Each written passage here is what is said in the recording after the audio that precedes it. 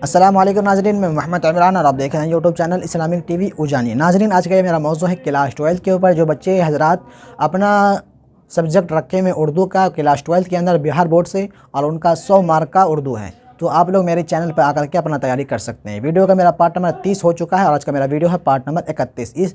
ये जो सामने आपको किताब दिख रही है, किताब का नाम है गोल्डन गैस पेपर, जो कि पिछली वीडियो के अंदर पार्ट नंबर 30 के अंदर मैं आपको अता का कवि का जो मैं चैप्टर पढ़ाया था उसी का यहाँ पे सवाल और जवाब आने वाला है। तो चलिए हम स्टार्ट करते हैं, आपको हम बताते हैं सही सवाल का जवाब।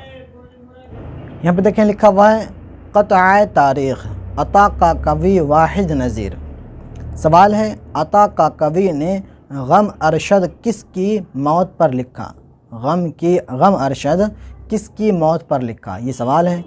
अपने बेटे के ऊपर, बी अपने वालिद के ऊपर, सी अपने दोस्त के ऊपर, डी अपने भाई के ऊपर। इनका सही जवाब है ए अपने बेटे के ऊपर।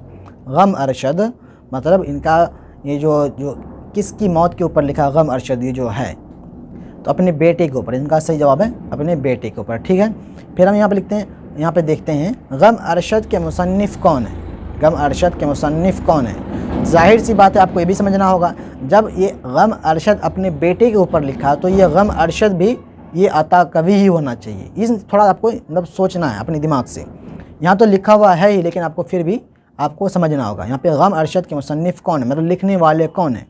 अता कवि, अता का कवि शाद अज़ीम आबादी, सरदार जाफरी, यगाना चंगेज़ी। तो इनका सही जवाब है अता का कवि।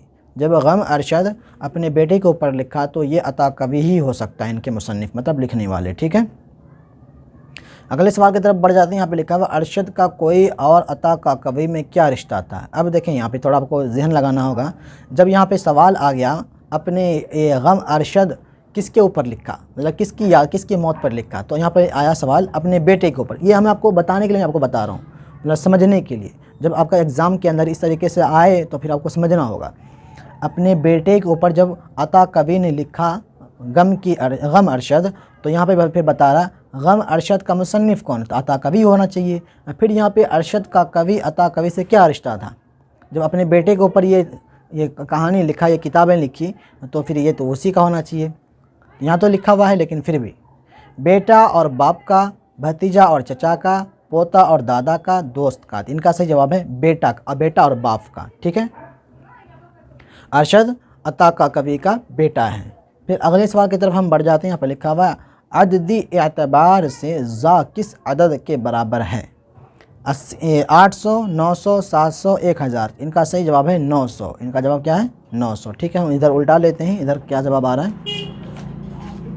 एक जवाब बचा हुआ है, इनको मैं आपको बताता हूँ। ये जो दर्स मरसिया और मीर अनीस का जो मैं चैप्टर में पढ़ाऊँगा, फिर मैं आपको यहाँ पर बताऊँगा। इनका सवाल हम पढ़ लेते हैं। मोहम्मद किस अदद के बराबर है। मोहम्मद किस अदद के बराबर है। 92, 786, 507, 508। इनका सही जवाब है 92। क्या जवाब है 92 इनसे। तो ये था मेरा आखिरी सवाल का जवाब। उम्मीद करता हूँ आपको जो मैं पढ़ाया हूँ, समझाया हूँ और जो आपको किताब के अंदर आपको दिखने में भी आ रहा होगा, तो उसको आप याद करेंगे। और वीडियो अच्छी लगे तो वीडियो को लाइक करें, वीडियो को अपने दोस्त अहबाब में वीडियो को शेयर करें। अपने तक महदूद वीडियो को न रखें, दोस्त अहबाब में वीडियो को शेयर करें। और वीडियो अच्छी लगी तो वीडियो को लाइक ज़रूर करें। और मेरे चैनल को सब्सक्राइब नहीं किया तो सब्सक्राइब करके बेल को दबा करके ऑल कर दें। मिलते हैं अगली वीडियो में। खुदा हाफिज़।